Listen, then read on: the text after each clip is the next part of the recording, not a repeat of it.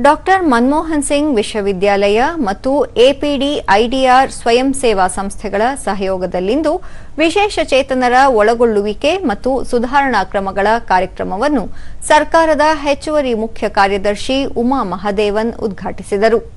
ಈ ವೇಳೆ ಕುಲಪತಿ professor B Ramesh, Samarthanam international ಸಂಸ್ಥೆಯ ಮುಖ್ಯಸ್ಥ ಡಾಕ್ಟರ್ ಮಹಾಂತೇಶ್, ವಿಶ್ರಾಂತ ಕುಲಪತಿ ಪ್ರೊಫೆಸರ್ ವೈಎಸ್ ಸಿದ್ದೇಗೌಡ, ನಿಮ್ಹಾನ್ಸ್ನ ನಿವೃತ್ತ ಪ್ರಾಧ್ಯಾಪಕ ಐಎ ಶರೀಫ್ ಮತ್ತಿತರರು ಉಪಸ್ಥಿತರಿದ್ದರು.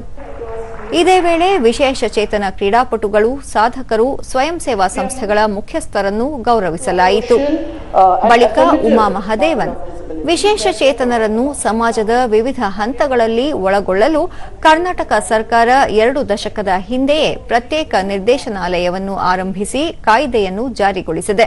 ವಿಶೇಷ ಚೇತನರು ಉದ್ಯೋಗ ಮತ್ತು ಶಿಕ್ಷಣದಲ್ಲಿ ಮೀಸಲಾತಿ ಪಡೆದುಕೊಂಡು ಸಬಲರಾಗಲು ರಾಜ್ಯದಲ್ಲಿ ಸಾಕಷ್ಟು ಅವಕಾಶಗಳಿವೆ.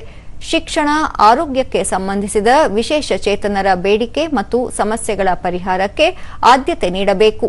ಈ ಮೂಲಕ ಅವರು ಸಮಾಜದ ಮುಖ್ಯವಾಹಿನಿಗೆ ಬರಲು ಸಹಕರಿಸಬೇಕು ಎಂದು ಸಲಹೆ ನೀಡಿದರು.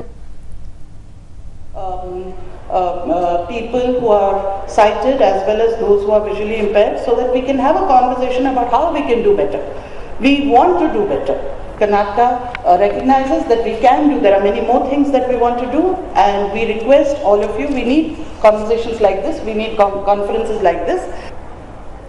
ಕುಲಪತಿ ಬಿ ರಮೇಶ್, ಸಮಾಜ ಕಾರ್ಯದ ವಿಷಯದಲ್ಲಿ ಪದವಿ ಪಡೆದ ವಿದ್ಯಾರ್ಥಿಗಳಿಗೆ ವಿಶೇಷ ಚೇತನರೊಂದಿಗೆ ಕೆಲಸ ಮಾಡಲು, ಅವರನ್ನು ಅಭಿವೃದ್ಧಿಯ ಮುನ್ನೆಲೆಗೆ ತರಲು ಸಾಕಷ್ಟು ಉದ್ಯೋಗಾವಕಾಶಗಳಿವೆ. ವಿದ್ಯಾರ್ಥಿಗಳು ಈ ಅವಕಾಶವನ್ನು ಸದುಪಯೋಗ ಮಾಡಿಕೊಳ್ಳಬೇಕು ಎಂದು ತಿಳಿಸಿದರು. We should inculcate hard working and smart working nature.